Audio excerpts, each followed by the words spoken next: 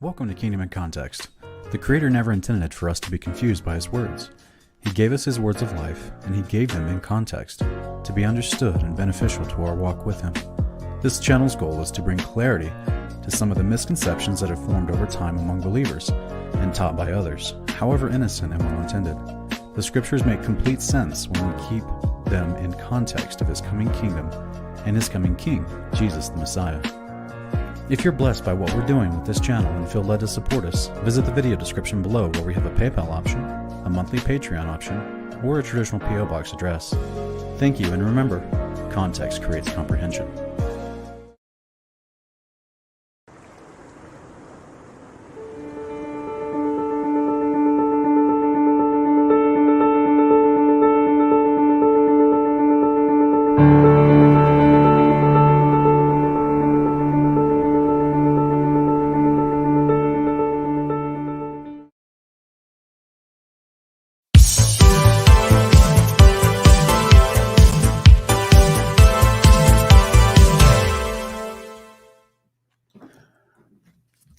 Welcome, fellow brave believers, to Kingdomcast. I'm Sean Griffin, and this is the podcast where we search for knowledge, wisdom, and understanding of the Creator's Word and this world so that we can better relate His Word to this world. And I want to thank you for joining me. Tonight, we've got a really interesting topic to talk about.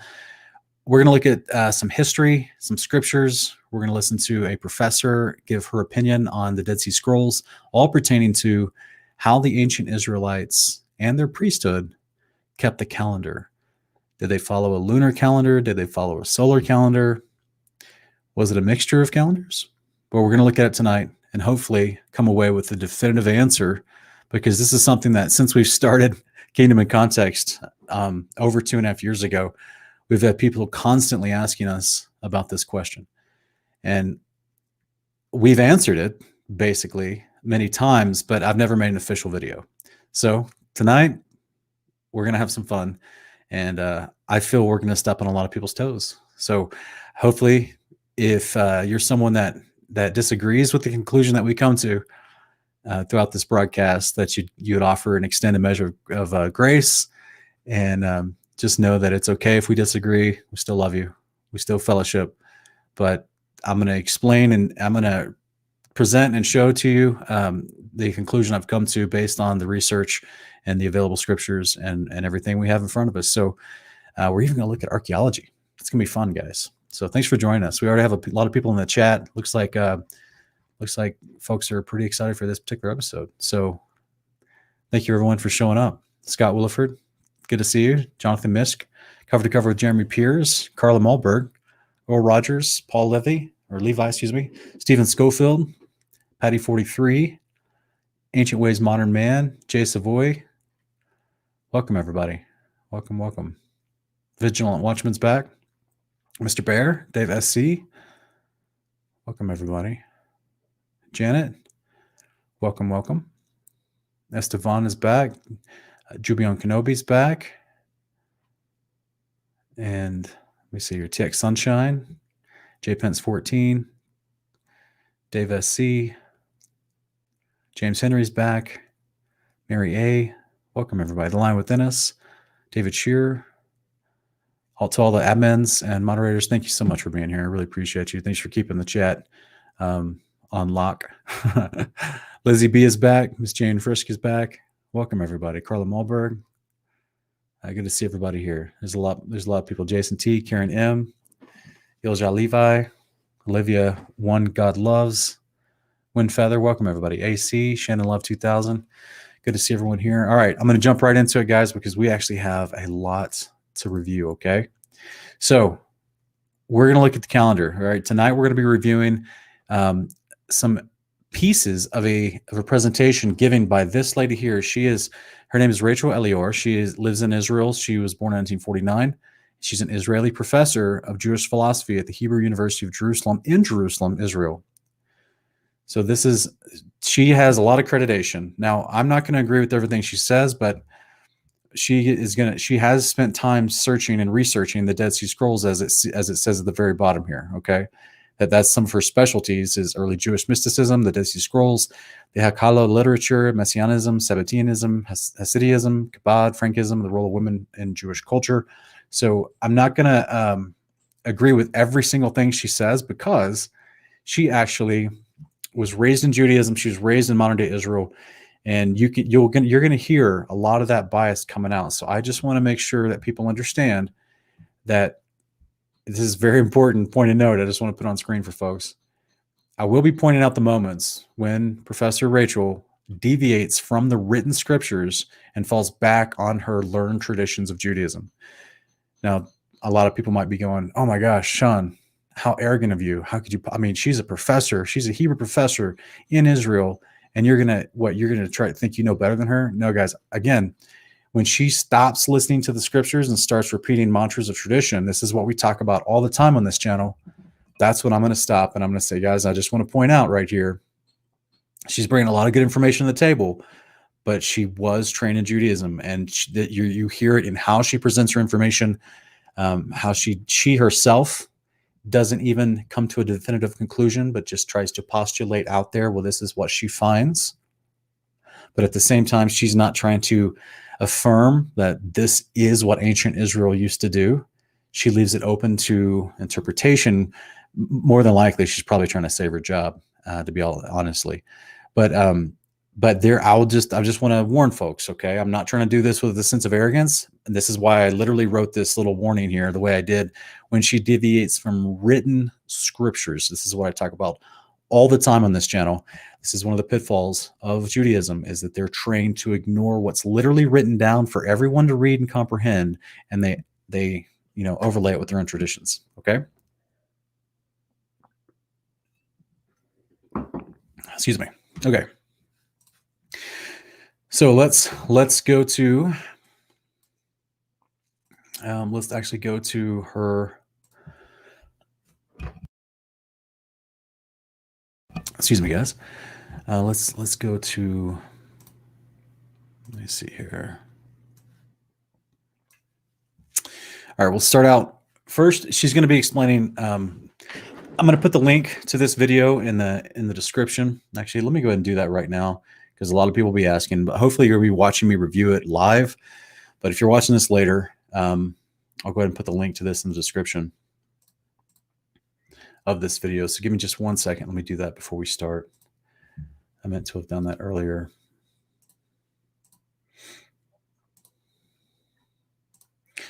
So that way I don't forget after it's over, and I get a whole bunch of people messaging me like last time.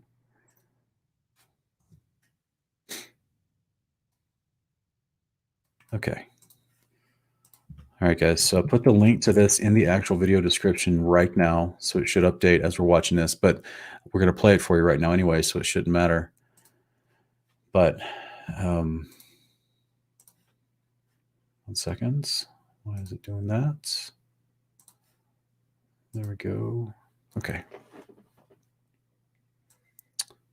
Okay.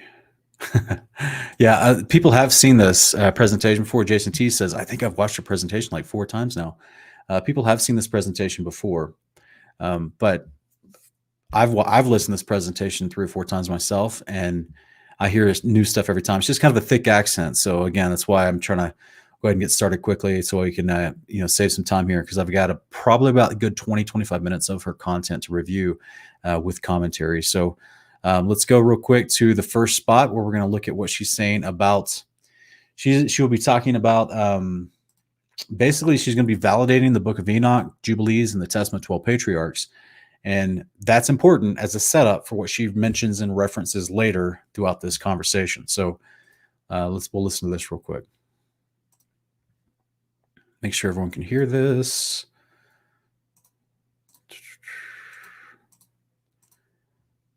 Here we go. Okay. All right. All the volume is turned up. You guys, let me know. Let me know if you can hear it, okay? Just put it in the chat. To the biblical tradition. But we have another scroll of Isaiah, which have meaningful differences. Now, what is the meaning of those meaningful differences? It means that different communities had different recensions of the Bible. There was not only one canonical scroll of Isaiah, there were more than one recension. This is very interesting to us. We didn't know it. We knew, of course, about the Septuaginta. We know about the Samaritan version. But we didn't know that there were other versions in Hebrew which are not exactly as the biblical tradition. Now, put the biblical... All right, guys, just real quick. She's acknowledging, because of the Dead Sea Scrolls, that when she says we, she's talking about the academia that is Judaism, the rabbinical thought process. This is why she's literally, like I had earlier on the screen, she is the head professor of quote unquote Jewish thought at the Hebrew University in Israel. So she's representing Judaism and it's all of its traditional glory. Okay.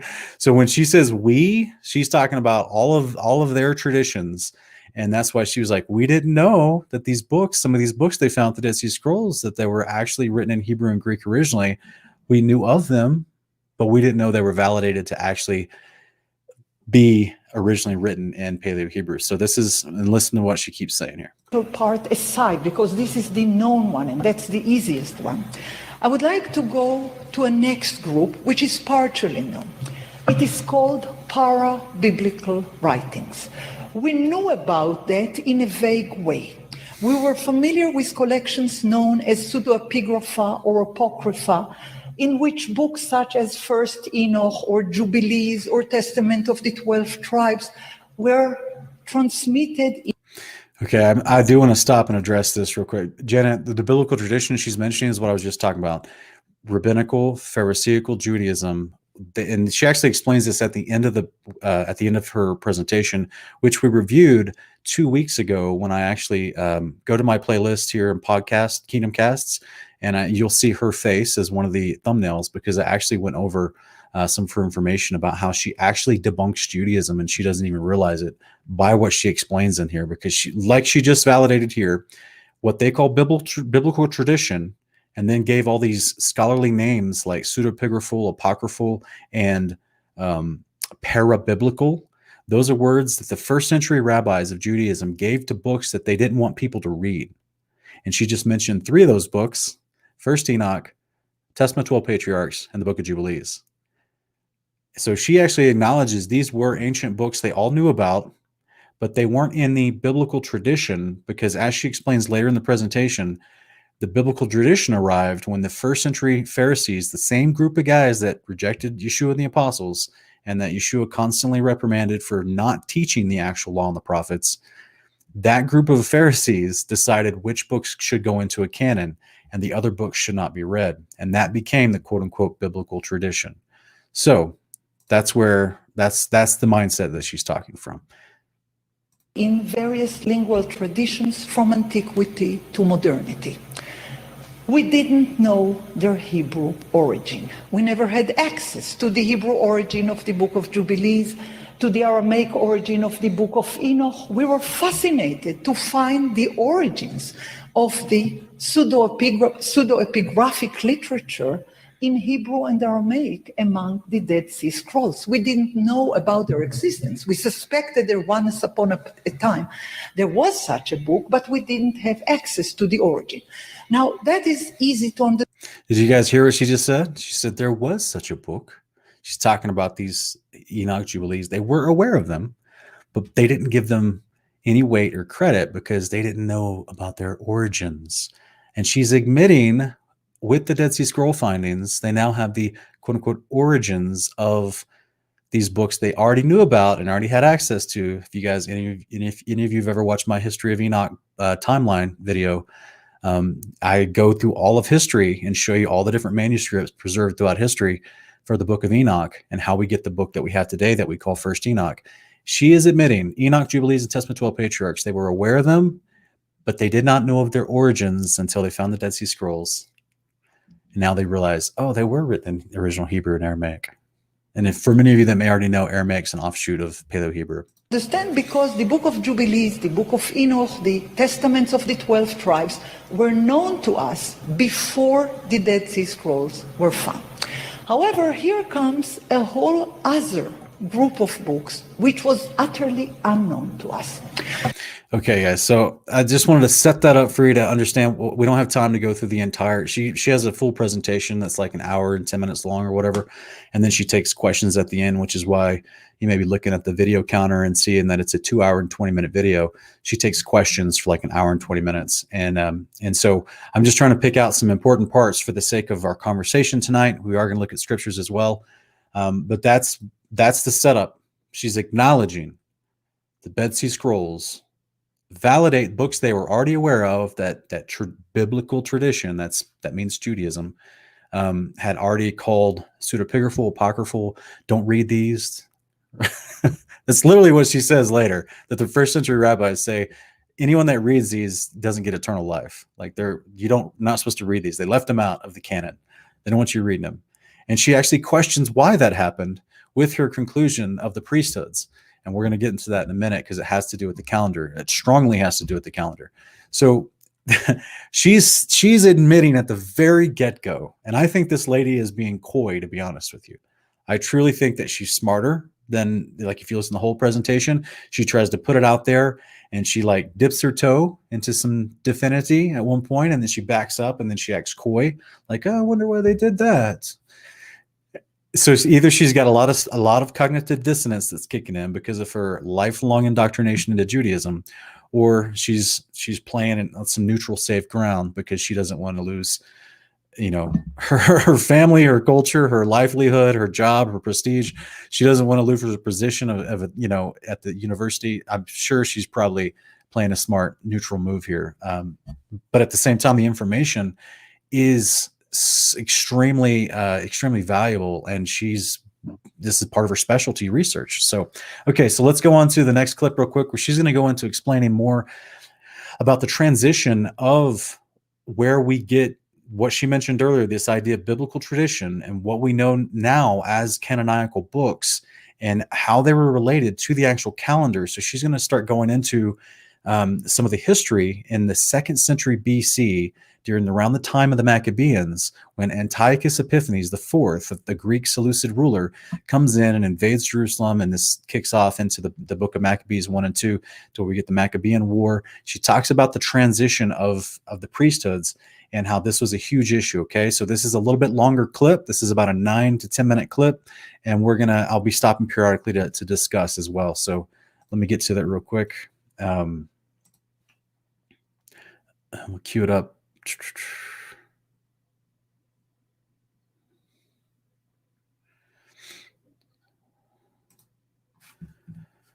Okay, you guys ready? In relation to ceremonial things in the temple, he wanted to organize the kingdom according to one calendar, a lunar calendar of the Greek Empire. That was their calendar for years and years. When he approached... Did you guys hear that? Right off the bat, she tells you the lunar calendar of the Greek Empire was their calendar for years and years. Now, if you guys don't know history, Alexander the Great, he came in about 300 BC. He conquered all the known world at that time. He went in and took over the former kingdom of Babylon. He was a Greek ruler. And then once he died, he dispersed his ruling authority, his territory up in between his 4 generals.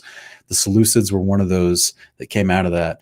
And they were supposedly, from Daniel 11, the kings of the north is where the Seleucids came from. And this is where you have them now trying to take over Judea and get in there and rule Samaria and also Judah from the returning exiles from Babylon, and how they've been flourishing. But at this time, there was already strong resistance. If you read the book of Maccabees, they were serving Yahweh fervently. These people that were living in Samaria and Judah at that time, that were a couple hundred years after Ezra and Nehemiah, these people were on fire for Yahweh, guys. They were righteous. They were actually doing the temple righteously. They were still in the Zadokite priest line, which was a descendant of Aaron. They were properly handling their actual money instead of abusing it like in the days of Ezekiel. They were giving to the poor. They were taking care of the orphan and the widow. They were doing kingdom behavior, and they were prospering. here comes the Greeks, okay, and they're wanting to step in and take over. And what Antiochus Epiphanes was different from Antiochus III. Antiochus III kind of took a hands-off approach. Antiochus IV came in, caused a lot of problems, made war. I did a whole video on it. He literally made war against the Torah. He didn't want them worshiping Yahweh. He didn't want them following the commandments. He literally tried to force them to not observe Sabbath and to eat pork. Like he was making war against the Torah itself specifically. I've done a whole video on it. But guys, I'm going to get back into it. I'm just giving you some history to set up here. They followed a lunar calendar. And in fact, this calendar is heralded also from Babylon. And when Antiochus took over this whole region, he actually allowed, there was a strong allegiance with Babylon, because Babylon was the city that Alexander the Great had chosen to be like a headquarters of the entire empire that he had taken over, because they all worshiped the same pantheon of gods. So it was all, worshiping Zeus and Baals and all the different Greek and Roman gods. Well, Rome hadn't quite taken over yet, but it's all the same gods. They just change names as the cultures change. So this is where they did it specifically off of a calendar that was attributed to those gods. Okay. Approached the Jerusalem temple, and he had ordered the officiating priest Jason III to officiate according to a new lunar calendar. The high priest had refused, and he said, "We will do everything you want, but we cannot officiate the temple according to a lunar calendar, because we have a different system." The book of Daniel, chapter 7, is telling us in an elusive way, the revolution that had occurred in the days of a king that wanted to change laws and times, to change calendar. She kind of misquotes Daniel a little bit here, and she also, the reason why she says in a illusory way, because it literally, Daniel chapter 9, he does try to change times and seasons. She thinks this is referring to Antiochus Epiphanes, which it very well could be. And so this is the reason why she's speaking so hesitantly about Daniel, is because Judaism doesn't like to accept Daniel. So she's going to mention him 2 or 3 times, and you'll see that I'm just lovingly, like I warned you at the beginning, I want to stop and make sure that she's point out to the viewer when she diverts from scripture and then goes into traditions of Judaism, okay? And customs of days of gone by. However, to make a long story short, before King Antiochus Epiphanes, that's Antiochus IV, had conquered Jerusalem and had imposed a new lunar calendar, for 1,000 years, nearly 1,000 years, there had been another system, not a Seleucian system. It was the temple in Jerusalem. Now, we don't know much about it, more than it's written in the biblical historiography. We know about the temple from the time of David. We know about the temple from the Book of Kings, from the Book of Chronicles. We have quite a lot of tradition about the temple, but we don't know quite a few details. The Dead Sea Scrolls telling us new things about the temple. They're telling us that the temple was arranged the temple worship was arranged according to a solar calendar. I don't wish to pass a verdict whether this is a historical truism from the days of David or whether this is a projection from the time of the people who had written these scrolls. I don't know. I would just say that in the Dead Sea Scrolls, we have numerous documents who are talking about solar calendar, of pre-calculated calendar emerging, commencing in the spring, while the Jewish calendar, known to all of you who are following the Jewish calendar, is starting in the autumn. The current Jewish calendar is starting in the autumn, in the month of Tishrei, while the biblical calendar states explicitly that the calendar starts in the spring. In the book of Exodus 12, we are told that the calendar is commencing in the month of the spring, the first month of the year, where the year is starting as a divine declaration of the beginning of freedom, of the epoch of freedom. It is given up in the time where the story of the departure from Egypt, the exodus from Egypt, towards the way to become a free nation. Then there is a calendar introduced, and it is said this month, the month of the spring, is the head of the year or the first of the month, you would always start to count from the first month. Now, the Jews of today are counting according to a different calendar, starting in the month of the autumn, in the 7th month. Okay, so just as a quick recap, guys, she's already set up herself for a foundation to validate historically the ancient Paleo and Aramaic manuscripts of Enoch and Jubilees and Testament 12 Patriarchs, which go off a specific solar calendar. She then goes in to say she's not going to like make a definitive conclusion. She doesn't. You know what it reminds me of? It reminds me of like a mother-in-law, right? A mother-in-law that's very good at making suggestions, but just subtly putting it out there. Like she says what she knows with conviction, but she doesn't want to come to a conclusion because she knows her audience. And sometimes she has to just say something with conviction, because then if she knows if someone else, if it clinks around in their brain enough and it becomes their idea, then there's less friction when a change of course or a new concept is adopted. And she's speaking to her, as if you couldn't tell, she says, you know, Judaism, everyone listening, they follows a different calendar. So it reminds me of like that mother-in-law that's very subtle at suggesting something with conviction, yet doesn't actually make you think that she's telling you, you know, a definitive conclusion, that she wants to let you come to the idea on your own. So it just makes me smile. We start the year by a holiday called Rosh Hashanah. There is no such holiday in the Bible. In the Bible, the holiday in the first of the 7th month is called the Day of the Memorial of the Trumpets. Nothing to do with the head of the year. However, the point that I would like to make is the following. The people who had written the scrolls, and it was not one person and it was not one group. Those were many hands and those were many people and many books. However, when one is looking on the following question, after we know that there are 5 kinds of shelves, the biblical, the parabiblical, the mystical liturgical, the polemical, and the sectarian one. The sectarian one is those that define themselves as members of the covenant against others who are departing from the covenant. When we have those 5 shelves of different literature. Did you guys hear that? It may sound like it's nothing right now, but when you have a chance to listen to the fullness of this of her presentation, she mentions a lot later. She goes, it's very, I think it's actually in the Q&A. She says it's very, you know, strange to her that in Judaism the word covenant isn't anywhere. It's in none of the Talmud. It's in none of the Mishnah. It's in none of, like, she's amazed that where's the word covenant.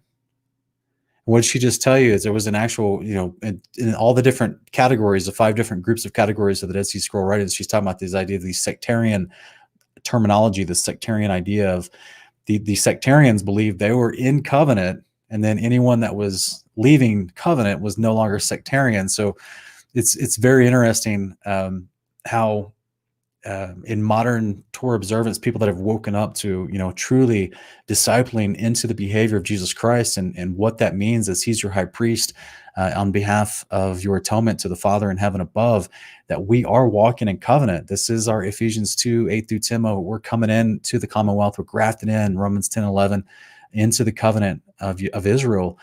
But all that terminology is not even in a lot of Judaism. And that was something that her brain starts clicking. She finds it very suspect later, as she does also their treatment of the priesthood, as we're going to see. We ask ourselves, is there any common denominator to all those various shelves? Is there one topic which is recurrent in the very different type of literatures which have been written by different hands and in different times? The answer is yes. There are a number of issues which are recurrent in different literary genres, by different authors, written in different periods. And the one which is most striking is the presence of a solar calendar, a calendar which the writers ascribe to a mythical ancient past. The people who had authored the book of First Enoch, it's called the Ethiopian Enoch because it was first known to us in the language of Giz, which is an Ethiopian language, Semitic Ethiopian language. In the book of Enoch, chapter 72-82 is telling us in great detail on the calendar of 364 days. Okay, guys, you hear that? All right. So she's acknowledging, just like she already said before, the Book of Enoch, they knew about it. They just didn't know about its origins. But now with the Dead Sea Scrolls, they're forced to actually consider the Book of First Enoch and its origins. She even talks about how they knew it was considered Ethiopian or Enoch, because that was the language until the Dead Sea Scrolls were found. The only language they had it in, to their knowledge, their official story, their tradition, is that it was only in this Ethiopian language of Giaz. Okay. And she even goes on to say, and by the way, it's a Semitic language because she, this modern day Israel and Judaism, they understand that they even consider and call the Ethiopian Israelites, they call them Beta Israel. These are some of the Levite priests that they've actually been bringing over to practice temple behavior, because their plans to build a third temple, which is not prophesied. So this whole concept is that they know full well, but there's just there's a lot of duplicity here. But she's talking about a lot of things that I'm sure are rubbing against a lot of people's feelings in this audience that she's talking to. And so let's go to the Book of Enoch, because that's what she just mentioned. Okay, she's talking about, this is what she kind of mentioned, which is a solar calendar that's based off of the Book of Enoch, and it's a 365 day solar calendar. 364 day solar calendar. Even this graph that I found, they call it the Ethiopic year. And I'm only worried about the center part of this little graph and not the person's commentary on the outside. But just because it was the cleanest graph that I could show for someone to actually look at, just to show how it's broken into 4 major quarters. And we're going to actually look at some of the writings of Enoch, First Enoch, to go over this idea. So there's 4 major quarters the year's broken into, 3 months in each quarter. But then these black lines that you see that divide those quarters are what's called an intercalary day. And let's go into the Book of Enoch. We're going to chapter 85, and I'll read this real quick for us. It says, "And now my son Methuselah, all these things I am recounting to you and writing down for you, and I've revealed to you everything, and given you books concerning all these. So preserve, my son Methuselah, the books from your father's hand, and see that you deliver them to the generations of the world." That's a pretty big task, right? Pretty big task. Methuselah, who knew how important he was, right?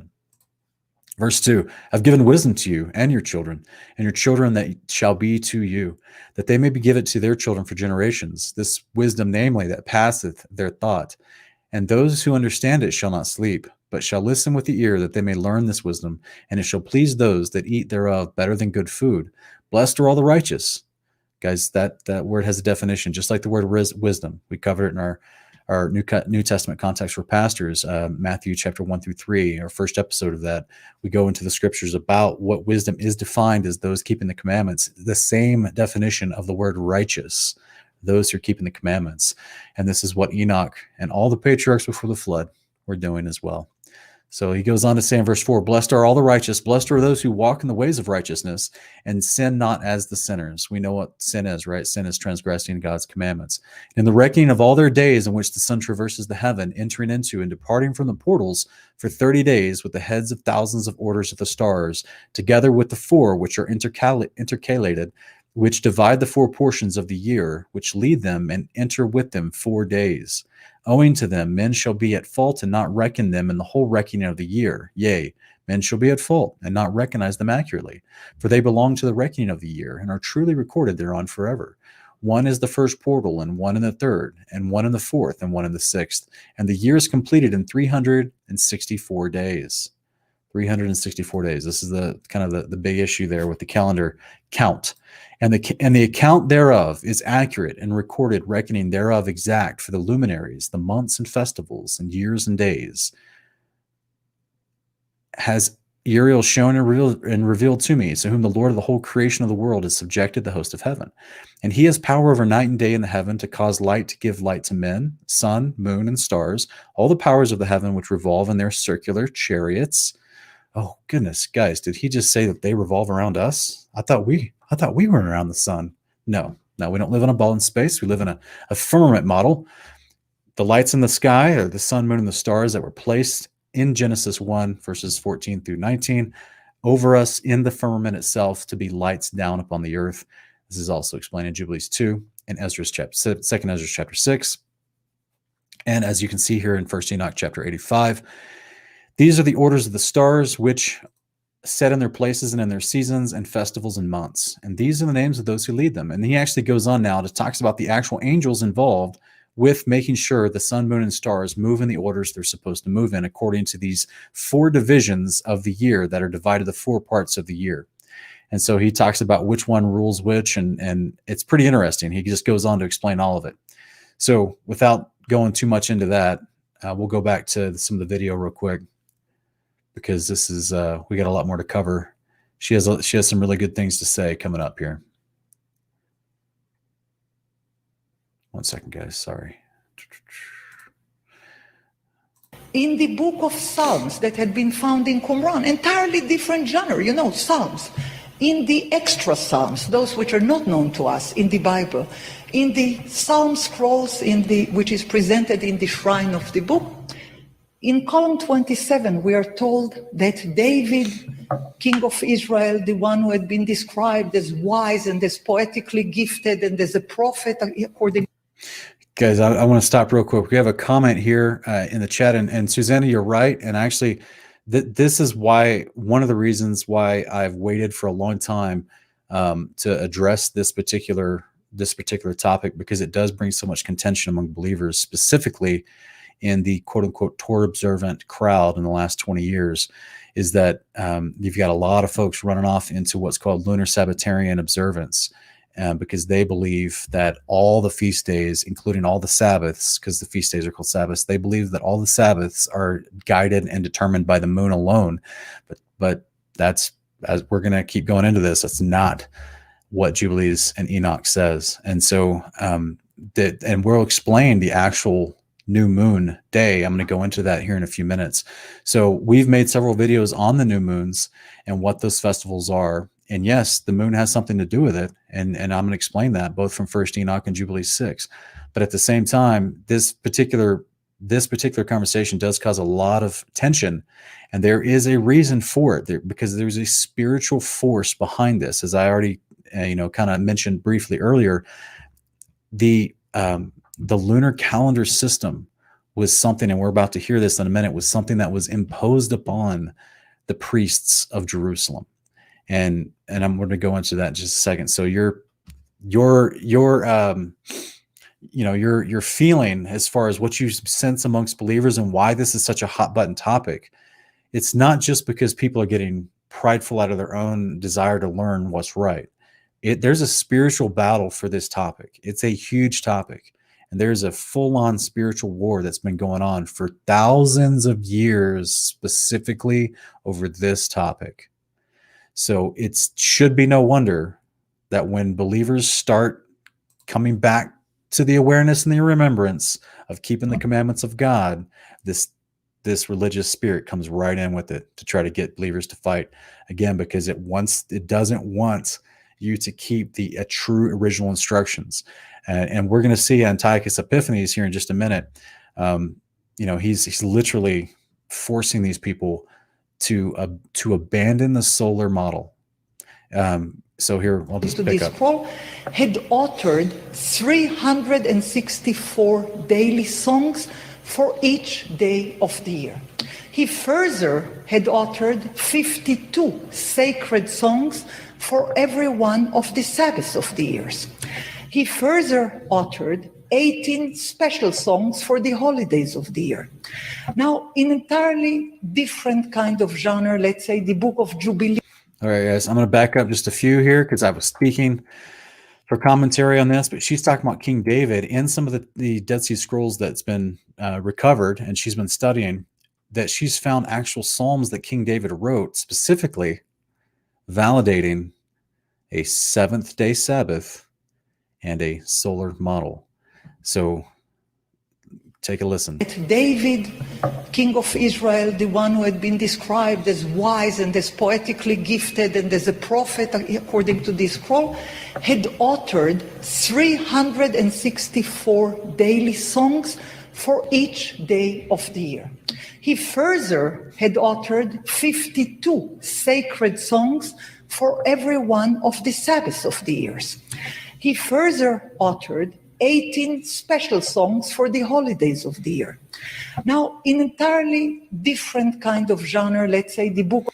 So she's saying that in these other scrolls of the Dead Sea, of what found amongst the Dead Sea Scrolls in Qumran, that David authored a song, a psalm, if you will, for every day of the year, totaling 364. And that was one category that was found. And then there was another category where he authored 52 specific special psalms for every, and these are ones not included in the Bible that we have today.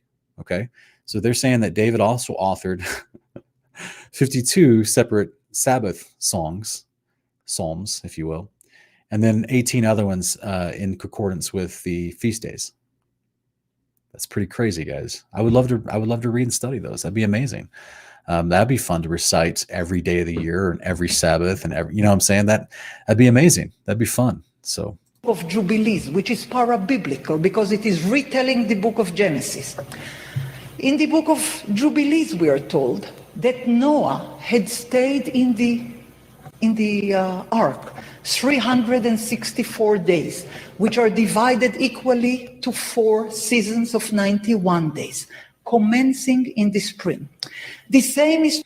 Okay, guys, did you hear that? She's saying in the book of Jubilees, and I'm kind of going to hold this lady to task on her mentioning the book of Jubilees, because later on she mentions stuff that is very much not correct, that she could have corrected if she actually read the book of Jubilees. But what I think she's done, and this is, what a lot of people do, unfortunately, is what it sounds like she's done is she's just researched the part of Jubilees that talks about the calendar, because that's what she's, presenting on at this point. But you'll see it later on as I go through it. But she's mentioning the book of Jubilees is validated as having its origins in ancient Paleo Hebrew, which was found amongst the Dead Sea Scrolls. And I'm going to actually show you some things here, what she's talking about in Jubilees, as well as some archaeology about Jubilees that matches the calendar. But at the same time, she's going to say some stuff later that's completely not correct, because she's falling back on the traditions of Judaism and not truly studying to learn and know and include Jubilees in her working knowledge. So this is why I said at the beginning, I'm going to have to stop, and hopefully this doesn't come across as arrogant. It's just not correct. Like, it's, what else do you do? Do I just let it keep going and just let it slide and then have all my viewers be confused because you guys have heard me explain and teach on Jubilees for 3 years? It just reminds me of other people I've seen that mention Jubilees, but they truly haven't actually studied the book. And so it's not a part of their working knowledge. All right. So I say that as much love as possible. Let's get back to it. Actually, let's stop, because she mentioned Jubilees and the 91 days and the 364-day calendar. Let's go to the book of Jubilees, and we'll look at what she's mentioning. This is actually in chapter 6 of Jubilees, and this is the bottom portion of chapter 6 is what she's referring to, where it actually talks about the calendar, and it talks about, I'll just read it right here. It actually talks about in the covenant, because this calendar is directly connected to the covenant. The end of chapter 6 of Jubilees is talking about how the children of Israel will forget and not find the paths of the years and forget the new moons and seasons of Sabbaths, and will go wrong as to all the order of the years. And then it goes and it says, for this reason, the years will come upon them when they disturb the order and make an abominable day, the day of testimony, and an unclean day, a feast day, and they will confound all the days, the holy with the unclean, and the unclean day with the holy, for they will go wrong as to the months and Sabbaths and feasts and Jubilees. That is exactly what's happening right now with Judaism. It says, for this reason, I command and testify to you that you may testify to them, for after your death, your children will disturb them. And this is the angel on Mount Sinai talking to Moses. That's the your death part. So that they will not make the year 364 days only. Did you guys catch that? So that's the idea, is that the year is supposed to be 364 days only. How do you get that with math? Well, that's why I had this pulled up here a minute ago. Okay, this is how we get this with math. We've got three months. Look at this, 1, 2, 3. Each one's 30 days. But that black line, guys, that's the intercalary day. That makes 91. So this is why 91 times 4 is 364. This is what the Book of Enoch was talking about, is that you've got the 3 quarters, each 90 days each with each quarter, and that brings it up to 90 days per quarter of the year, plus that 4th intercalary day. And there's actually a special angel in charge over that specific day, which is crazy. It lists his name, like I was showing you in the Book of Enoch, chapter 85. So this is where the calendars within First Enoch and Jubilees are complete alignment, absolute complete alignment. And this is what she's referring to in the Book of Jubilees. And then let's go real quick and look at this. This is actually, it was found. It's what's considered a plaque or a plaque. It's like a bone plaque is kind of what they call it. It's a archaeological term, and they found it digging in Israel. And it's basically a Jubilee calendar from way back in the day, like a handheld calendar, and it's supposedly made of bone. And it's from the 7th century. So this is back during the days of Isaiah. This smooth bone plaque measures just over 2 inches long and 1 inch wide. Evidently, a peg was moved each day of the month from one to the next of the 30 holes arranged in 3 rows of 10 holes each. In the 4th row of 12 holes, that's on the left-hand side of the plaque, another peg would be moved to mark off the beginning of each month. The last day of the first 3 quarters or seasons was marked by a peg within the Proto-Eleotic capital at the top of the plaque. That would be your intercalary days. Similar plaques have been found at other sites in Israel. Guys, I'm literally showing you archaeological proof of the calendar explained in Jubilees and First Enoch being kept by 7th century Israelites.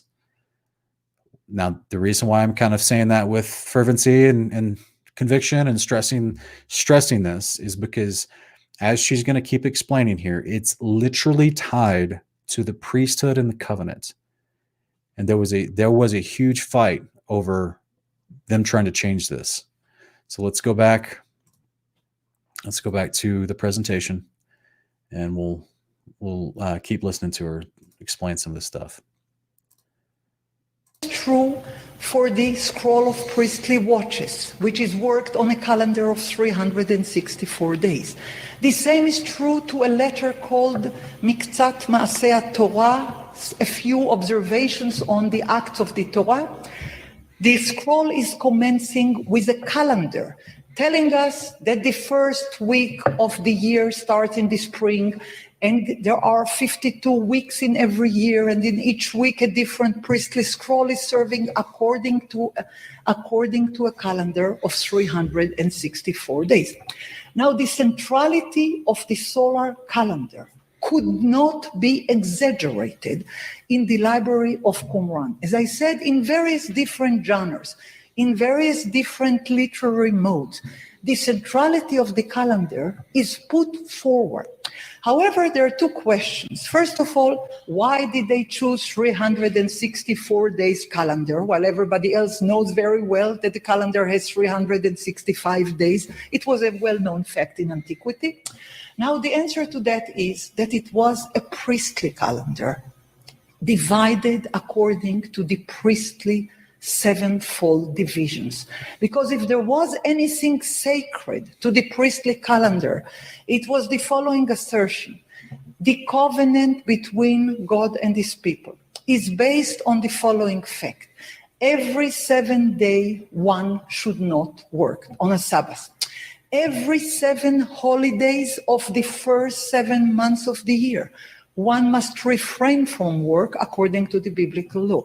The first 7 holidays in the first 7 months of the years are: Pesach is the first one, Passover. The second one is the holiday Chag HaMatzot, the holiday of the leavened bread. The third one is raising of the sheaf, HaOmer. The fourth one is the holiday of Shavuot, Pentecost or holiday of weeks. The fifth one is the holiday of the trumpets memorial, Rosh Hashanah, or the Yom HaZikaron. The sixth one is the Day of Atonement, Yom Kippurim, and the seventh one is Sukkot, the Holiday of Tabernacles. Okay, this is one of the moments where I have to stop, okay, because what she's explaining is this is where it's subtle, but this is where traditions of Judaism fall into the idea of interpretation in order to apply meaning to something.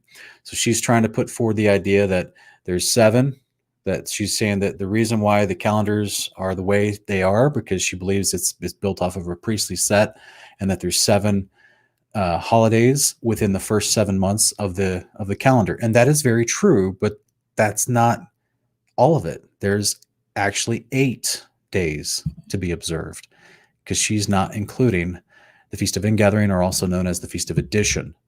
Like I said earlier, had she actually studied the Book of Jubilees, she would know that the Feast of Addition, being that 8th day of rest, explained to us in Numbers 29, Exodus 23, Leviticus 23 is not quite mentioned very well. It's not quite explained very well in Exodus, Leviticus, and Numbers, unless you have the Book of Jubilee to fill in the gap for you to understand why you observe a Sabbath on the 8th day of Sukkot. So this is why we need the Book of Jubilees, like she just would have said. And this is where earlier I talked about the verbiage and the terminology of biblical tradition, words like apocryphal, pseudepigraphal, and also parabiblical. So Judaism's tradition has taken books like Jubilees and called them parabiblical, meaning they're written as a retelling of Genesis. That's the tradition that you're going to hear her insert from her disposition, from her previous training. That's just the tradition of men. She already acknowledges, like I just showed you this validation for how they used to literally keep the calendar of Jubilees in ancient Israel. In modern day Judaism does not keep the calendar of Jubilees, and also does not want you to read it. And they claim it's called the Lesser Genesis, and it's a retelling of Genesis. But yet we have manuscripts from Paleo-Hebrew and Jubilees that are older than the oldest manuscripts we even have of Genesis. A lot of people don't know that.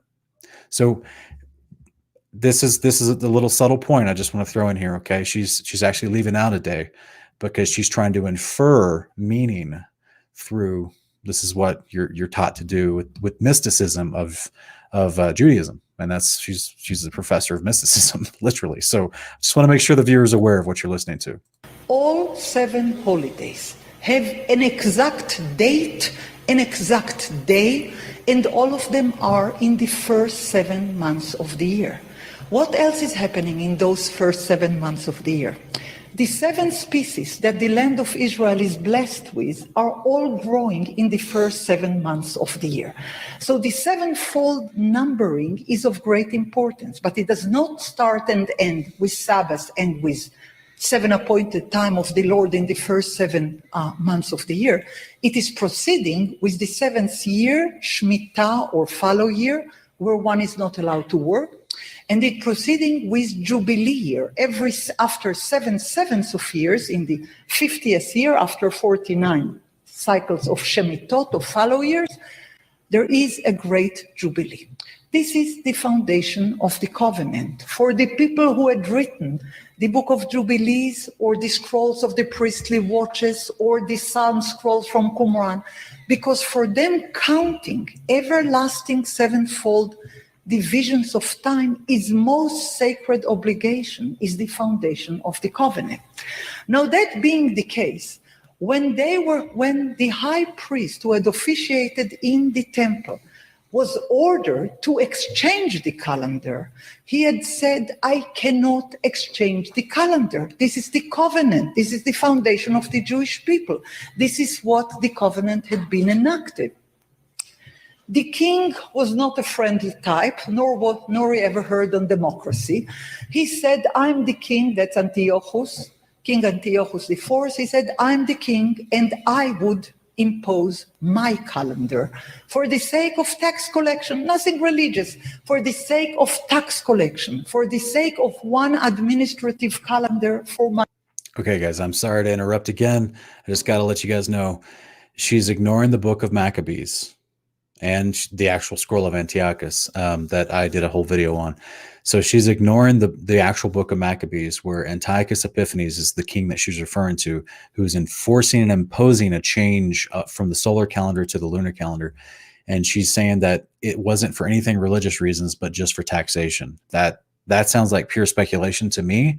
Not sure where she got that information, because Maccabees literally tells you, and the scroll of Antiochus that was recovered as well, literally tells you he wanted to eradicate the religion that the Jews were keeping, to the point where he goes into the temple, erects an altar of Zeus, and sacrifices a pig inside the temple in Jerusalem.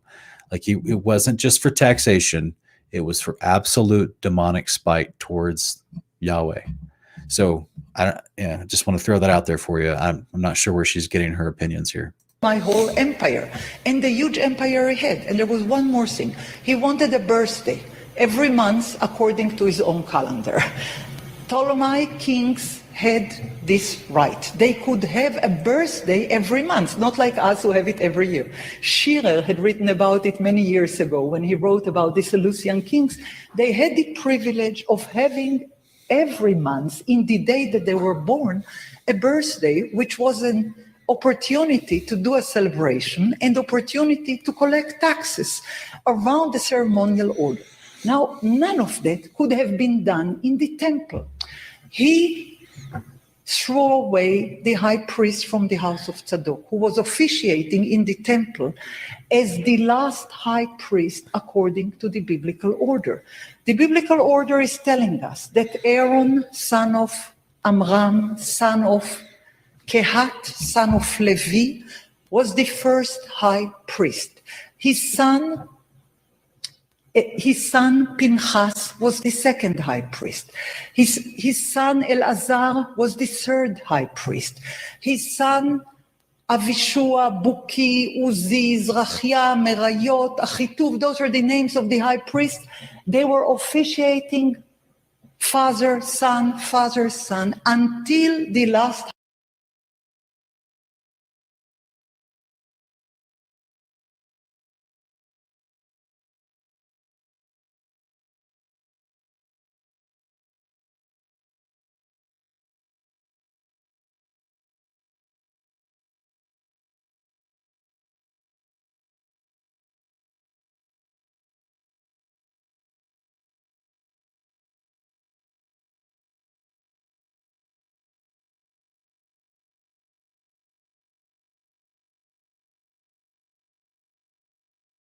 Sorry, guys. Sorry, all right. So what I wanted to say real quick is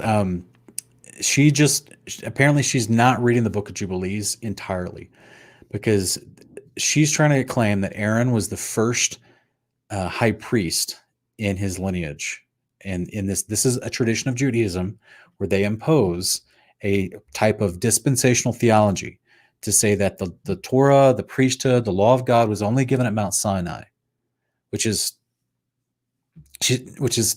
nuts, because they also believe in Abraham, but yet they seem to forget that Abraham is doing priestly duties, building altars, making sacrifices to Yahweh.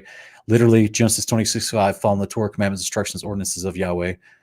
She already, is going over the idea of first Enoch, how it literally, the calendar itself was the basis for the covenant that the priests follow, and that Enoch got this priestly calendar from heaven. She's going to go in that into a minute, but this is why I said it took me a while to decide to do this type of video using more of her presentation, even though people love her in her presentation, but I just want people to be very aware when she inserts Judaism and traditions of Judaism, and she does not read the books that she's talking about. Jubilees tells you that the priesthood was passed down. Like, we literally got Genesis 14 and Jubilees 14, where we see the high priest of the Melchizedek, who is the priest of the Most High God, and he has other priests around him. If she'd read the Book of Jubilees, she would know that when Abraham went to go to the Melchizedek, he's not the only priest there. He's just the high priest of the priesthood that Abraham goes and offers tithes to. So we then see later that Abraham is a part of that, and he's passing his priesthood down to Isaac, who passes it down to Jacob, who passes it down to Levi in Jubilees 32 and 33. Literally about the ordination of angels. because they're giving this priesthood to Levi. And this is where that lineage even comes from. Why there's actual priests at the base of the mountain at Mount Sinai in Exodus 19 that everyone seems to ignore and nobody in Judaism wants to talk about. And what we're hearing right here, because they think Exodus 28 is the first time that Levites were given this high priesthood position. It's not true at all. In fact, we even Malachi chapter 2, 4-7 gives us the back history before Exodus about Levi, son of Jacob, who receives a priestly position from Yahweh. So again, this is where I just lovingly want to stop and say, she's offering some incredible information, but let's remember what's actually written down, because that's our job, is to study what's actually written down, so that we can discern whenever people inserting traditions of men, which might lead us off, the sound information that we need. Okay, so we're going to keep going. Thanks for your patience. Just want people to be aware of what she's doing. High priest Onias the third, the son of Shimon, the son of Onias the second, the son of another Merayot, and so on. The high priesthood, according to the biblical order, had been officiating in the temple for 1,000 years, from the time of Aaron, according to biblical historiography, to the time of Onias III, who had been pushed away, who had been dethroned from the high priesthood. It's about 1,000 years. Now, not only he was pushed away, he was assassinated. His son, Onias IV, ran away to Egypt. That's where Onias' temple had been built, and some of the ancient priestly lore had been kept. Okay, guys, did you hear that? So Onias III was killed.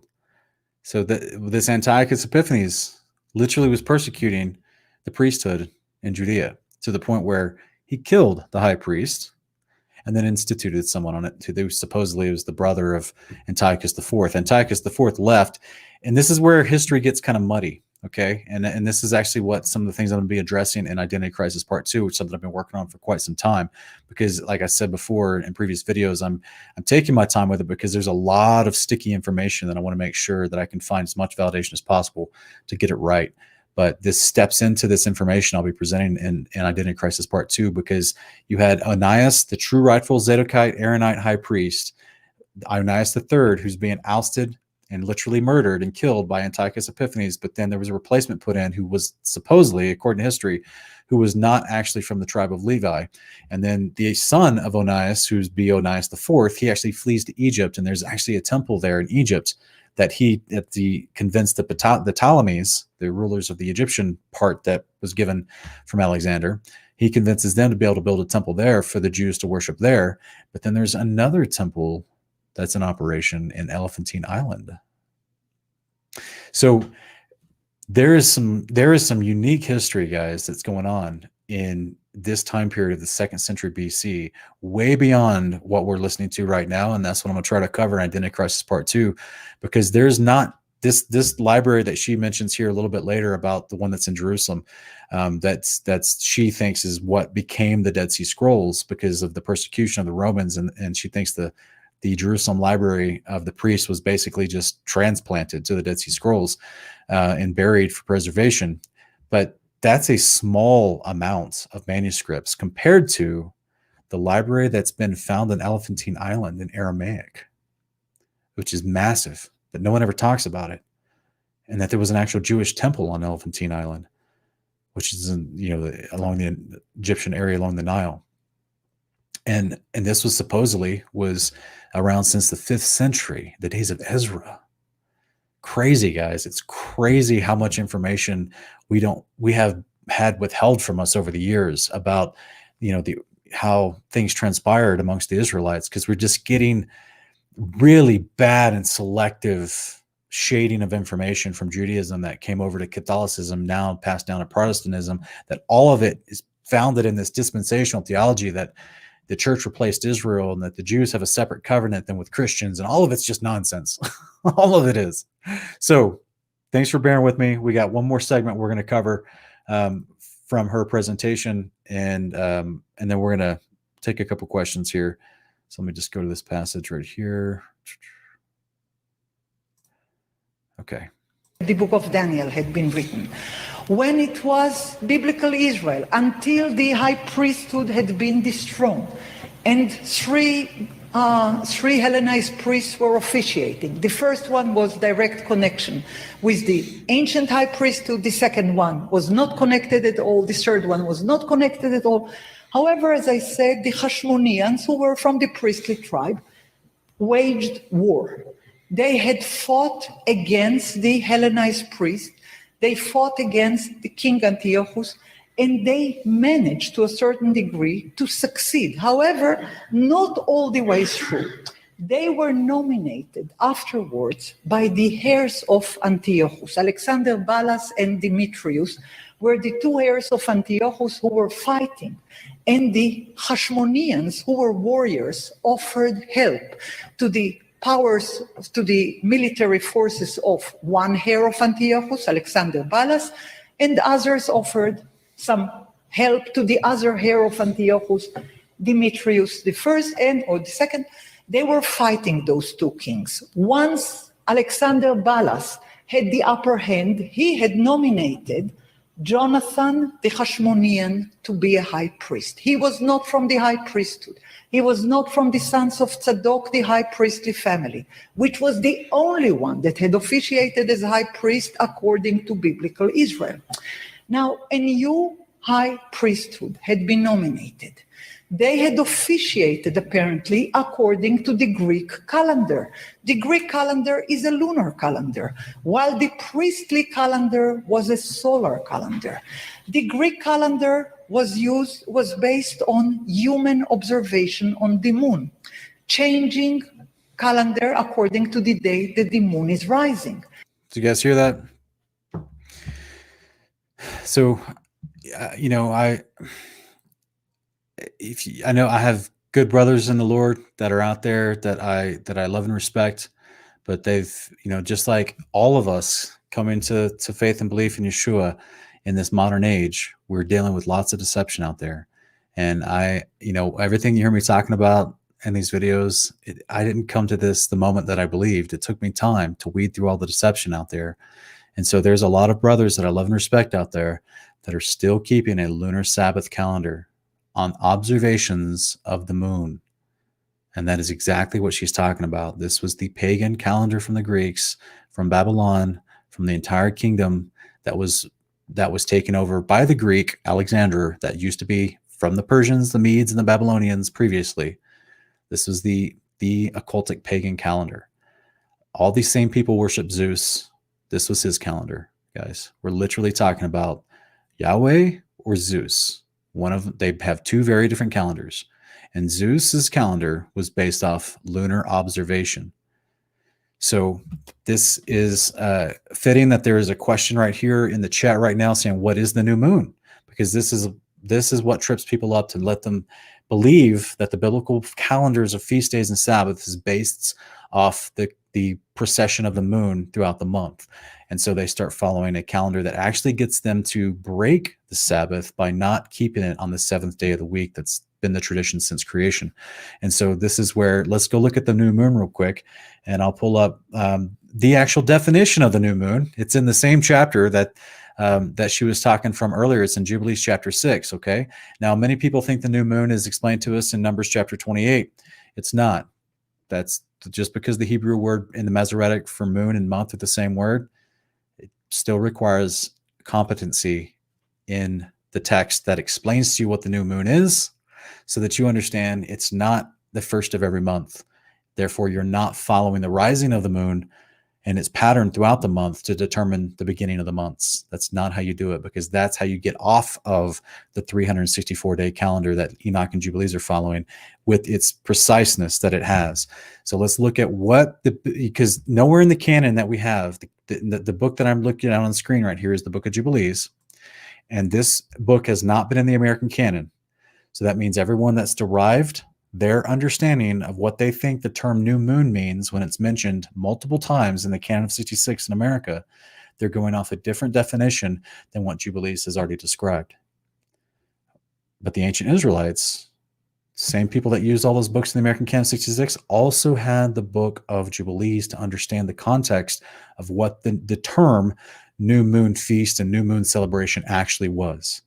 It's a different than being the Rosh, the head of the month. It's very different. That was a priestly observance for blowing the trumpet and the specific sacrifice for the priest to accomplish at the head of the month. But the actual new moon observation that's instituted, it's only 4 of them throughout the year. Jubilees explains to us what this is, and it's based off the flood and Noah. And it goes in here and it says right here, and on the new moon of the 1st month, on the new moon of the 4th month, and on the new moon of the 7th month, and on the new moon of the 10th month, that's only 4 in all 12 months, are the days of remembrance, the days of the seasons and the 4 divisions of the year. These are written and ordained as a testimony forever. And Noah ordained them for himself as feasts for the generations forever, so that they have become thereby a memorial unto him. And on the new moon, on the 1st month, he was bidden to make for himself an ark. And on that day, the earth became dry, and he opened the ark and saw the earth. And on the new moon of the 4th month, the month of the depths of the abyss beneath were closed. And on the new moon of the 7th month, all the mouths of the abysses of the earth were opened, and the waters began to descend into them. And on the new moon of the 10th month, the tops of the mountains were seen, and Noah was glad. And on this account, he ordained them for himself as feasts for a memorial forever. And thus they are ordained. And they placed them on the heavenly tablets. Each had 13 weeks. From one to another, passed through their memorial, from the 1st to the 2nd, from the 2nd to the 3rd, from the 3rd to the 4th. And all the days of the commandments will be 2 and 50 weeks of days. It's 52 weeks. And these will make the entire year complete. Thus it's engraven and ordained on the heavenly tablets. Guys, this is something literally written as law in heaven. The 4 times a year that you celebrate a new moon feast, specifically in remembrance to Noah and the events of the flood. It is not you following the pattern of the moon every month and trying to figure out how it constantly changes. It has nothing to do with it. That is a misunderstanding from people taking and sometimes there's just a poor translation. I'll go show you a poor translation right now from the Book of Numbers, where it actually tries to address this. And you realize the translators have this assumption already in their mind when they're talking about it, because they're not considering Jubilees at all. Let's see if I can go find it real quick. Law of offerings. All right, so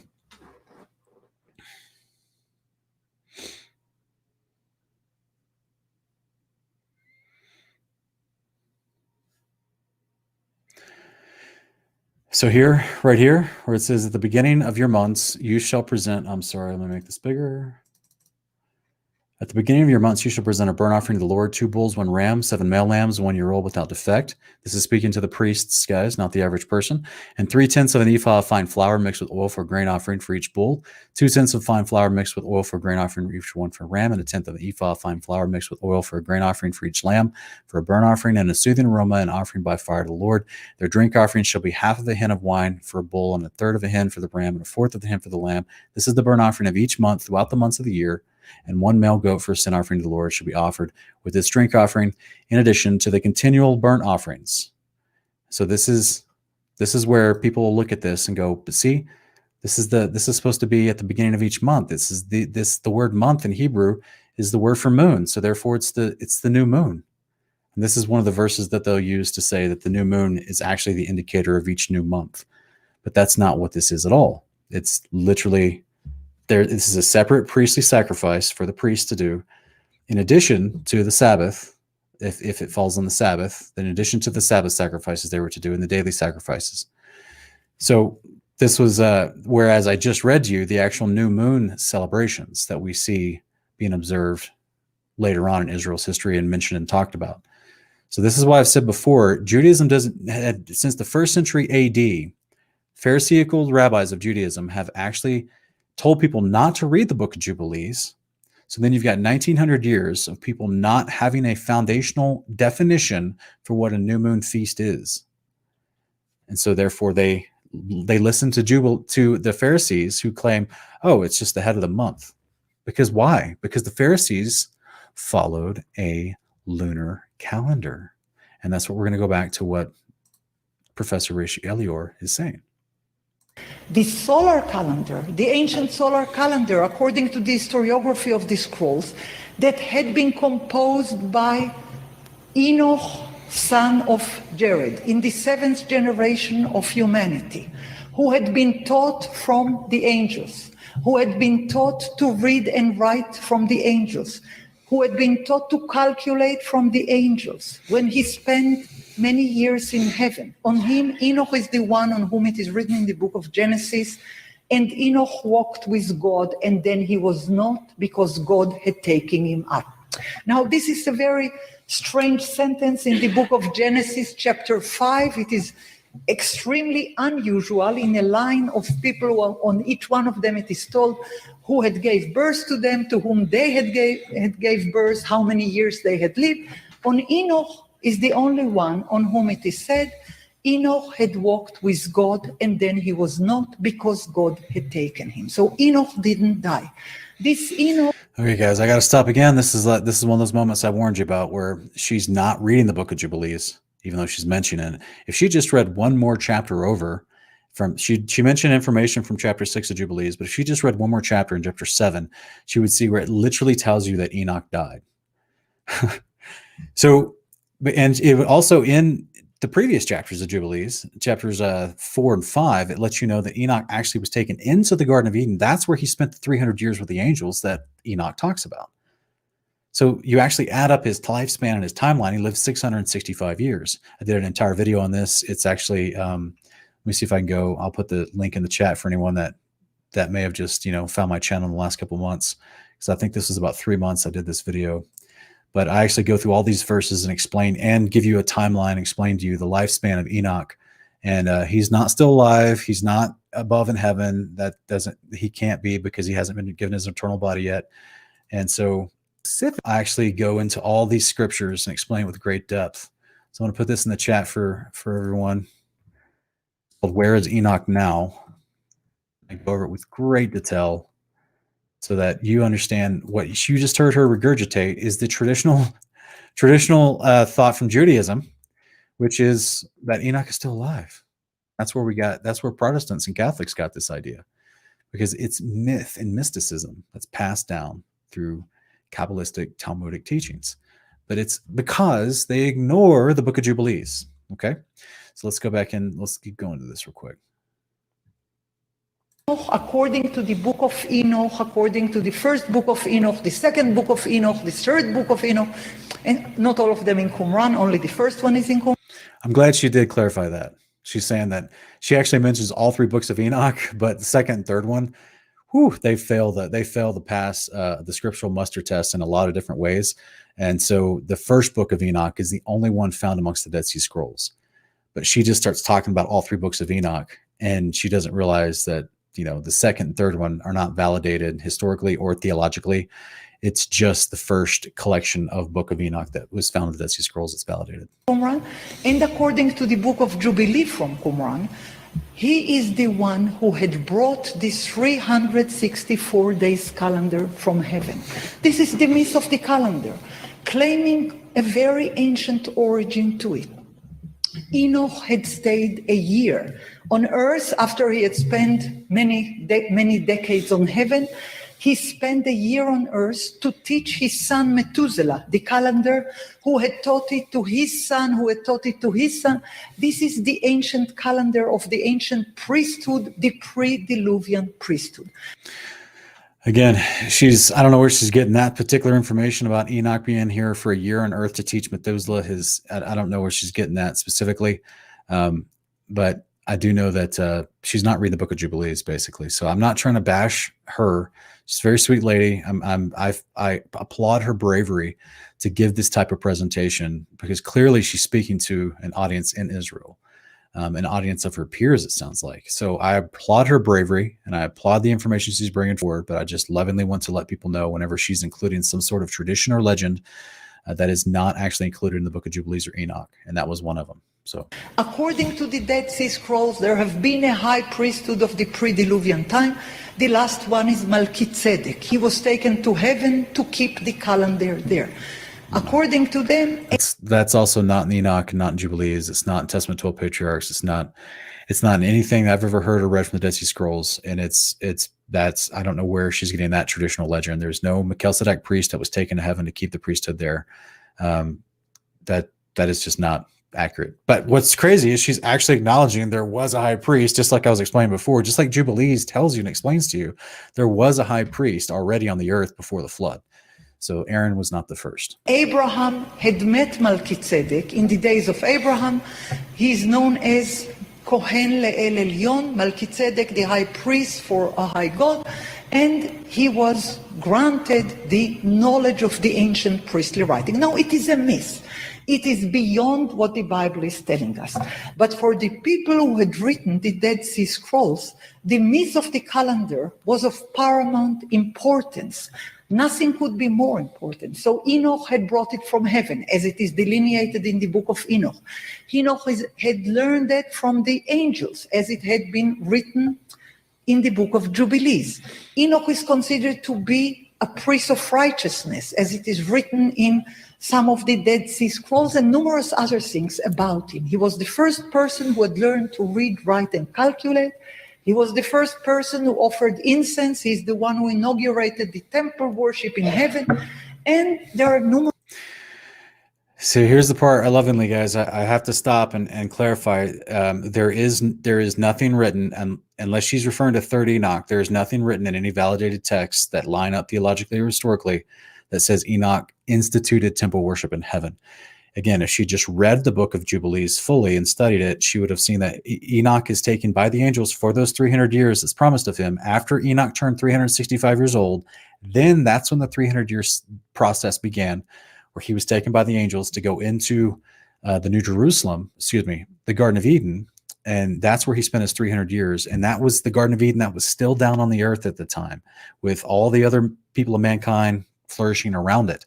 So he was still, this is why we have passages in the book of 1st Enoch where Noah, when he gets a vision of the flood and the destruction that's going to happen, he runs to the edge of the garden to call out to his great-grandfather Enoch and say, what's going on?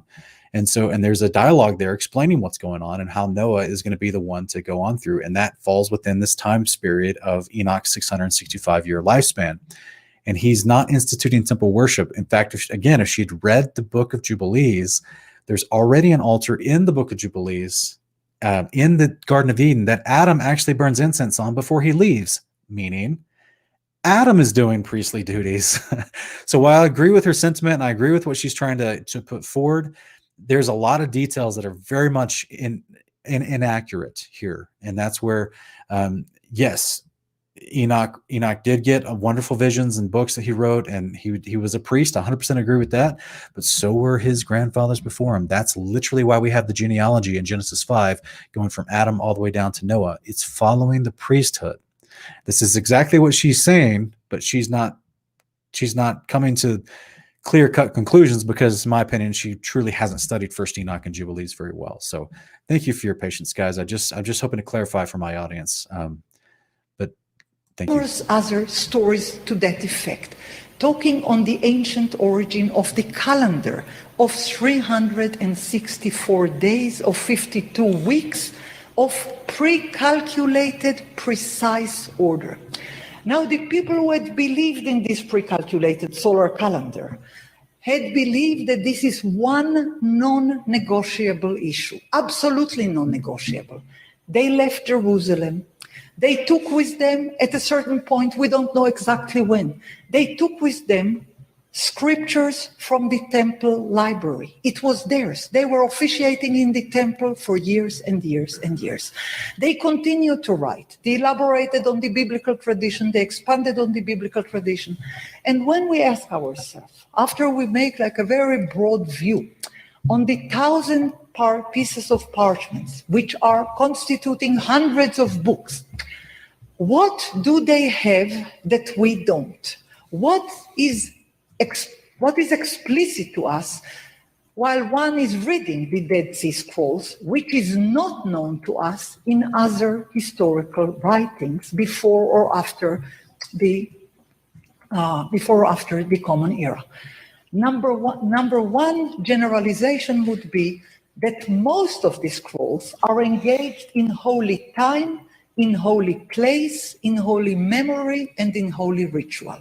In one way or another, each one of these scrolls is engaged in holy time relating to the calendar, in holy ritual referring to the priests who are officiating according to the ancient sacred ritual of 52 Sabbaths and 364 days, as it is detailed in the scrolls of the priestly watches, as it is explained in the temple scroll.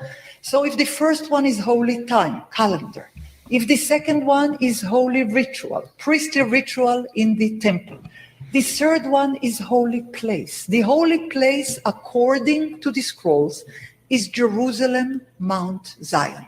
Let me draw your attention to the fact that Jerusalem is not mentioned in the Pentateuch directly even once. Jerusalem is first mentioned. Guys, the reason why she's about to spend about 30, 40 more seconds here talking about why Jerusalem's not mentioned in the Pentateuch, in case you're not familiar with that word, the Pentateuch is actually a Greek word for the first 5 books of the Bible, or what we traditionally call the Bible, and that's Genesis through Deuteronomy. So in Judaism, if it's not in Genesis through Deuteronomy, then they don't take it seriously. So the reason why she's mentioning this is because she's trying to explain that all these Dead Sea Scrolls, there's a big deal about Jerusalem, even in the Book of Jubilees, chapter 1 even. And this is where she's about to explain, and this, I don't even know if she realizes this or not, but she's about to explain very loosely the kingdom of God, the gospel of the kingdom of God, why Paul in Galatians 4:26 would talk about Mother Jerusalem above, but yet Abraham is promised the geographical territory between the Euphrates and the Nile in Genesis 15. To which the writer of Hebrews then goes on to explain that Abraham knew, even though he was promised that territory, he was waiting for a city that comes from heaven. Because this is the gospel of the kingdom of God. The house of God comes down to the land of territory that's promised. We inherit the geographical boundaries. We inherit the city that comes down on those promised geographical boundaries. The city that comes down is called Jerusalem. That's why in the prophets, the land-based Jerusalem that they interacted with back in the day was called daughter Jerusalem. And this is why Paul in Galatians 4:26 refers to the New Jerusalem above as Mother Jerusalem. This is the return of the Garden of Eden. It's the kingdom of God. And this is what she's about to go into, whether she truly understands it or not. In the book of Joshua, by the name of it. This is a fact that people usually don't pay attention to. In the Pentateuch, Jerusalem is not mentioned. In the Dead Sea Scrolls, recensions of the books which correspond to the Pentateuch, Jerusalem is in the forefront. In the Book of Jubilees, retelling Genesis, Jerusalem is mentioned 3 times in the first chapter of the Book of Jubilee, so nobody could skip it. Now, what is it about Jerusalem? God is saying, whether directly or through an angel, that he had chosen Mount Zion in Jerusalem to be the holy place where he would like to dwell. It is mentioned in numerous places. Jerusalem is celebrated in the scrolls which were not known to us. Jerusalem is celebrated in a scroll known as New Jerusalem. Jerusalem is celebrated in the Book of Jubilees and various other texts. The question. Did you guys just hear that? She's talking about a book found amongst the Dead Sea Scrolls, literally called New Jerusalem. And Jerusalem is celebrated in the book called New Jerusalem, found amongst the Dead Sea Scrolls. Yeah, it's great, guys. The question is why Jerusalem is not in the canonical recension of the Bible. Now, holy place has 2 dimensions. One is the earthly one. Geographically, Jerusalem, Mount Zion. The other one is the heavenly one. 7 heavenly sanctuaries corresponding to Mount Zion. Ooh, did you guys hear that? 7 heavenly sanctuaries, she claims. And to the temple on it. On earth we have 1 temple with 1 divine chariot of the cherubim in it. In the scrolls, such as in the songs of the Sabbath liturgy, there are 7 firmaments, there are 7 sanctuaries, there are 7 temples. Did you guys hear that? There's 7 firmaments according to the scroll, one of the Dead Sea Scrolls that she's been studying. 7 firmaments. What we've been talking about on this channel for 2 years. Guys, firmamentalist, okay? She didn't need to read She did not need to read the Dead Sea Scrolls to figure that out. She did not read. She did not need to know the writings of Irenaeus in the 2nd century to figure that out. She could have literally just read the book that she said was validated, that all Judaism has already known about. Testament 12 Patriarchs. Also, she's going to go into information that's given in Testament 12 Patriarchs about the angelic priesthood in heaven, which Hebrews chapter 1 already explains to us. She could have also, lovingly, she could have also just went ahead and, believed Deuteronomy and believed, what I'm saying? Like the idea of the multiple firmaments is all throughout, even the canon of 66. So this is where she basically found a specific phraseology that didn't require inference and deduction, but just blatantly tells you in the Dead Sea Scrolls there's 7 firmaments. And so now she's repeating that wonderful information. And 7 chariots of the cherubim.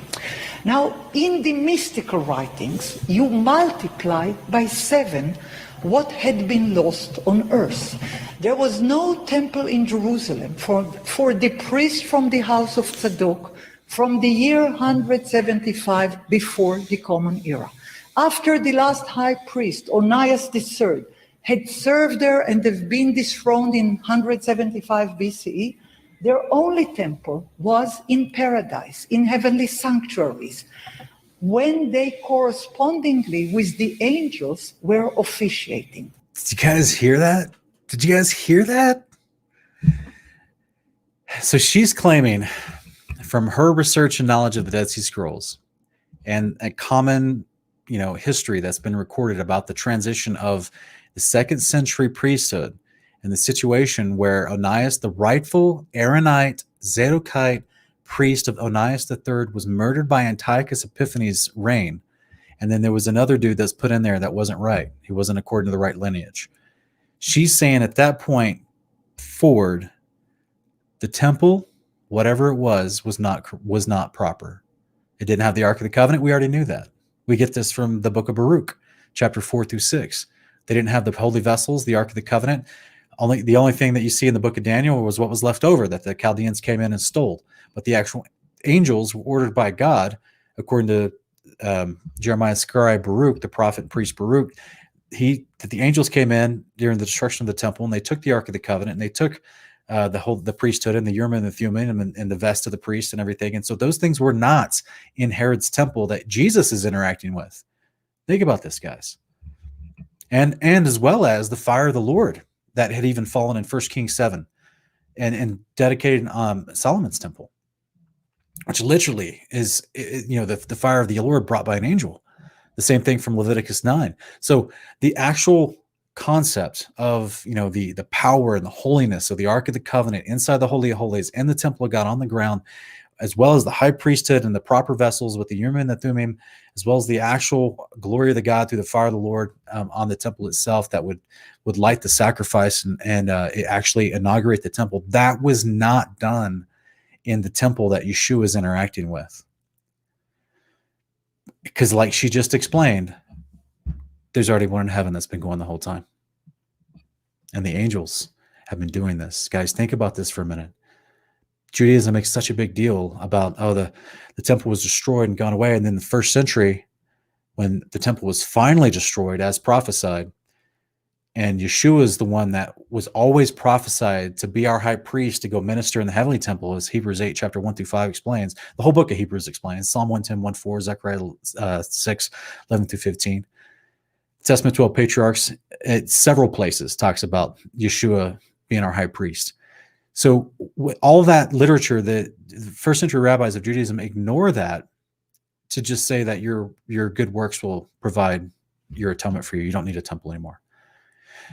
That's not true. That's not proper theology. That's not sound doctrine. And she's actually mentioning what the Dead Sea Scrolls were talking about, which is there's already these firmaments, these temples in heaven above, which what the Testament of Levi and the Testament of 12 Patriarchs actually mentions in chapter 3, which is a book that she just said they all knew about and suddenly were validated when they found the Dead Sea Scrolls. So that stuff's already been supposedly a part of their literature that they should have known and understood. But there's an intentional obfuscation and ignorance of the priesthood concepts because they have to. Judaism has to do that to ignore Yeshua. They have to, because Yeshua was destined to become our high priest, and he ministers on our behalf in the temple above. So if nothing else, guys, this not only is this an interesting thing to listen to, but it's also this whole presentation tonight, this whole podcast is an apologetic against arguments from Judaism. So hopefully this is helpful for folks. A huge amount of literature among the Dead Sea Scrolls is engaged with the angels. Why? The angels are called in a very interesting name, very suggestive name. For Hebrew speakers, they are called Kohanei Koref, the angels, which means priests of sacrifices. The angels are designated as priests of sacrifices. Now, they don't sacrifice animals as they did in the temple. They sacrifice incense and liturgy. The order of the sacrifice. Sorry to stop again, guys, but have to point this out.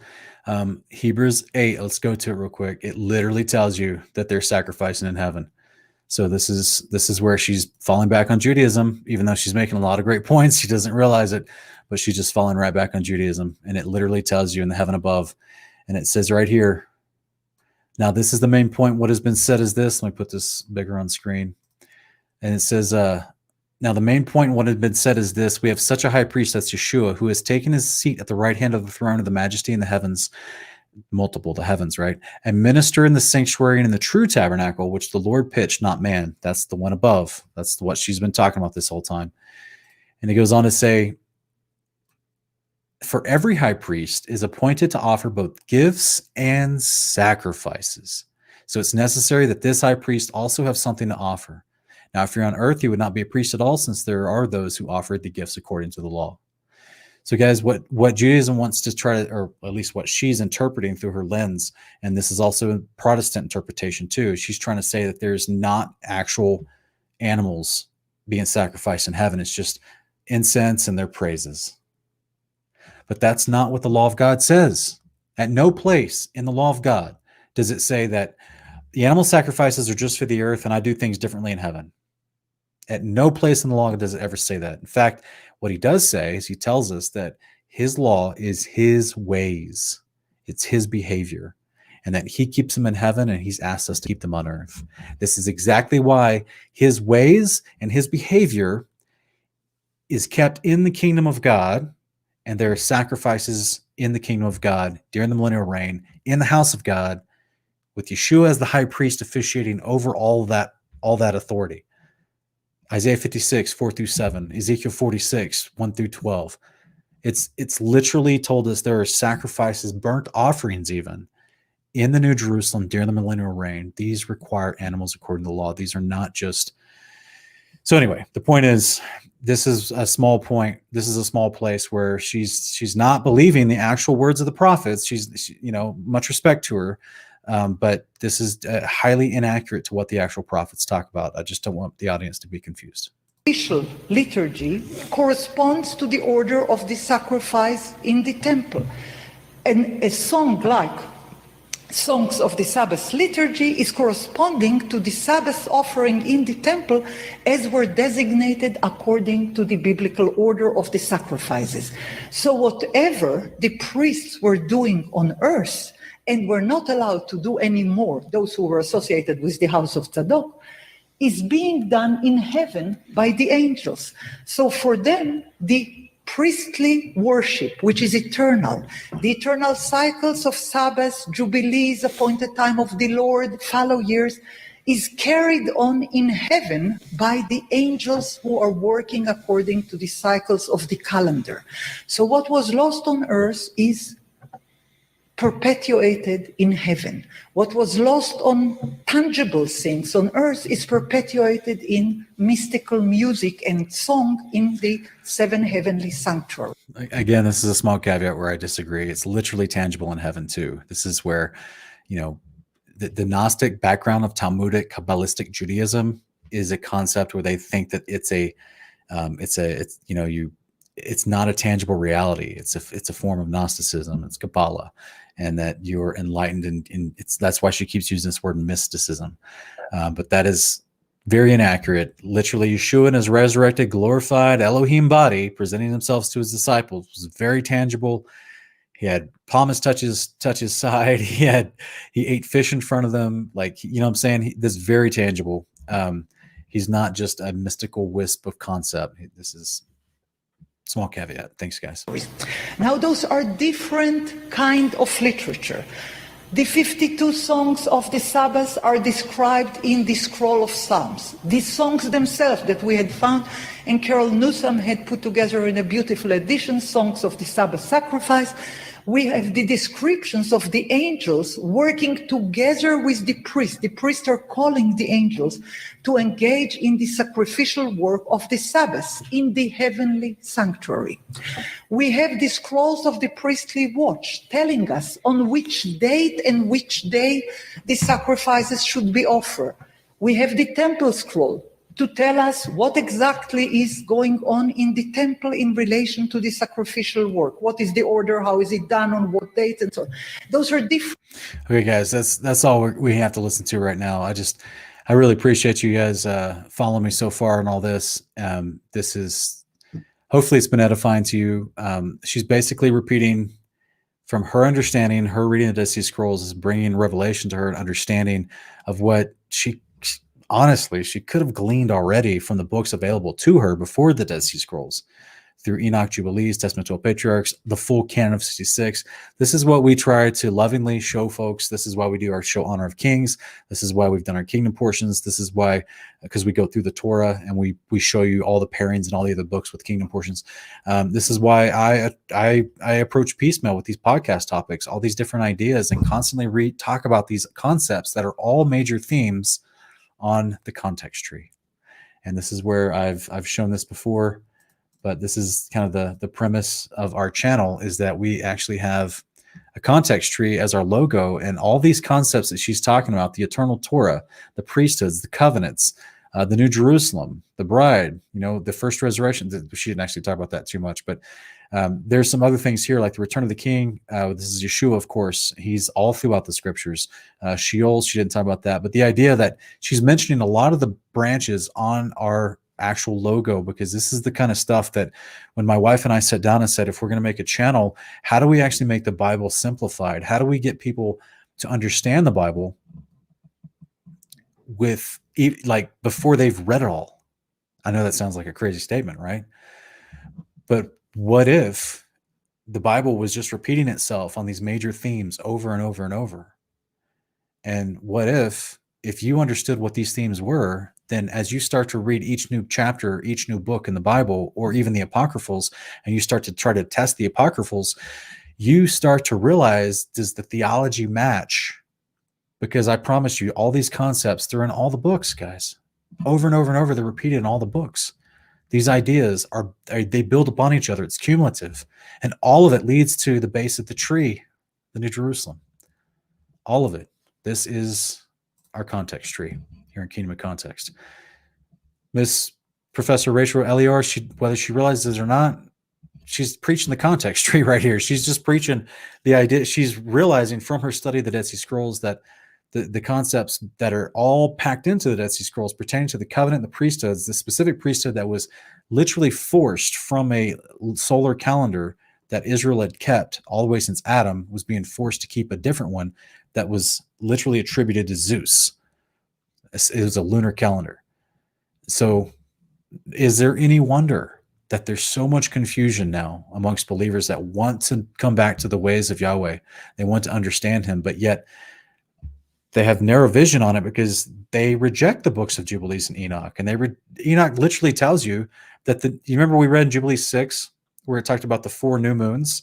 And it says on the new moon of the first month and the 4th month and the 7th and the 10th month. Well, the word new moon is defined for you in the book of Jubilees. And it's the first sliver of light that comes upon it after it goes dark and then it starts to wane again. It's that first sliver of light and that first day that it comes on it. That's the new moon. So then if you already have the solar calendar there, like I put up on the screen earlier, let me go back to it real quick. Where'd it go? I think I may have, oh, here it is. Yeah, here it is. Okay, I'll put this back on screen. Okay, guys, so if you already know right here in how the calendar is divided up in 364 days. And you know that each month is divided according to the Creator's calendar by 30 days each. And there's, 3 sets of 30 makes 1 quarter of the year. So the idea is that the new moon, within the first 30-day concept, the first month of 30 days, the moon itself is going to go through the waxing and waning cycle. So whenever it goes to waning, which is the first light that comes upon it, this is what I think it's first Enoch 83 explains. That is the definition of what's called the new moon, is when the light just crests at the very beginning of the cycle, after it had gone dark and it starts to light up again. And that would happen inside the first 30 days. And therefore, within that 30-day time period of the first month, when you see the new moon, that's the new moon celebration. This is what Jubilee 6 is explaining to us. Same thing when you get to the 4th month and the 7th month and the 10th month. Why? Because they are the beginnings of each new quarter. So it's literally, that's why they said they were set apart by 13 weeks. So this is how you keep the 4 new moons every year, and this is how you would follow a consistent 364-day cycle every year.